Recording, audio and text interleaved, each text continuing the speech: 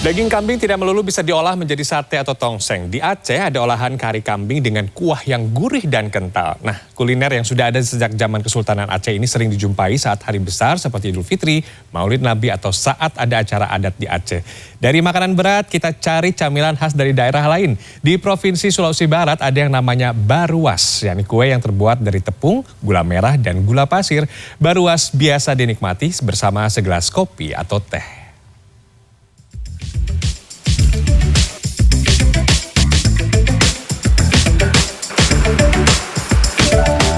Masakan berkuah kental berwarna kemerahan dan asap yang masih mengepul ini adalah kari kambing khas Aceh. Kari kambing Aceh memang identik dengan kuah yang sangat kental dan pedas. Olahan ini dimasak bersama bumbu rempah khas Aceh untuk menciptakan rasa yang enak dan gurih. Bumbu dasar untuk memasak kari kambing adalah cabai rawit, cabai merah, bawang, dan garam. Sementara rasa gurih dihasilkan dari santan dan bumbu unilu atau kelapa sangrai. Daging kambing yang sudah dicincang dicampur bersama cabai merah giling, santan, dan unelu. Bisa ditambahkan nangka atau pisang muda, lalu aduk rata hingga bumbu meresap. Setelah bumbu dan daging tercampur, masak di atas api selama 2 hingga 3 jam. Ada yang paling ciri khasnya lagi adalah unilu. Kalau unilu itu adalah kelapa gongseng. Jadi kelapa gongseng itu yang buat ciri khas dari kari kambingnya tersendiri. Makanya dari unilu itu yang membuat cita rasa kari kambingnya yang lebih nikmat. Dari kuahnya bang, kuahnya kan kental bang, jadi rasanya nendang gitu, jadi pas ya rasanya. Rasanya tuh yang gimana ya?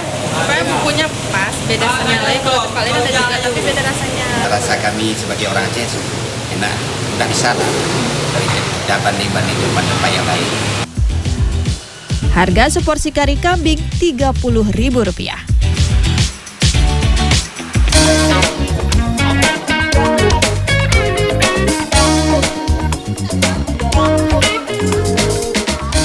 Masyarakat suku Mandar yang umumnya mendiami Provinsi Sulawesi Barat punya beragam makanan khas. Salah satunya adalah baruas.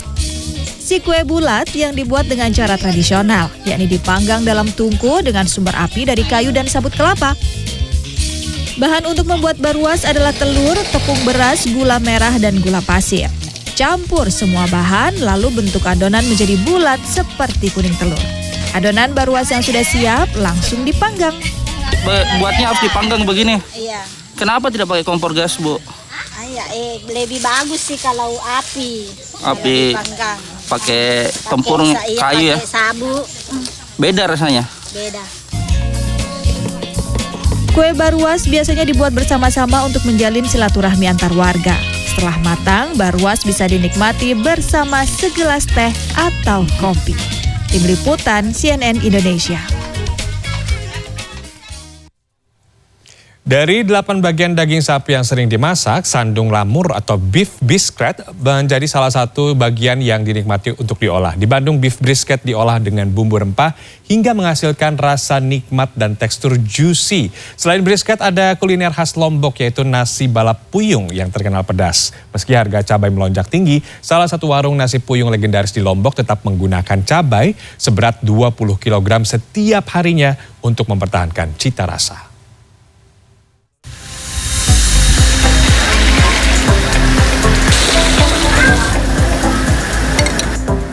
Sapi memiliki banyak bagian yang bisa dimasak dan diolah menjadi kuliner lezat.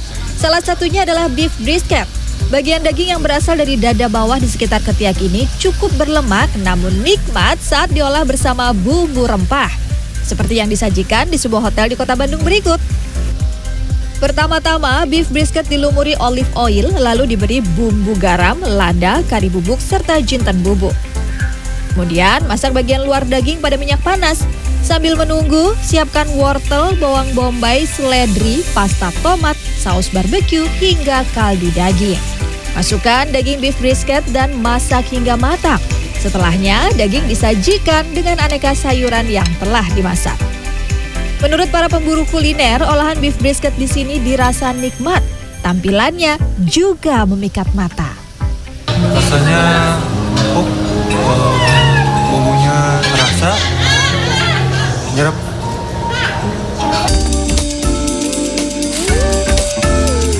Kalau tadi ada olahan daging mewah di Hotel Bintang 5, yang satu ini datang dari warung sederhana di Lombok, yakni nasi balap puyung. Walau sederhana, namun kuliner ini dijajakan di warung legendaris nasi puyung tertua yang ada di Desa Puyung, Kecamatan Jonggan. Nasi dengan lauk ayam suwir pedas, ayam suwir kering, dan kacang kedelai ini terkenal pedas dan gurih.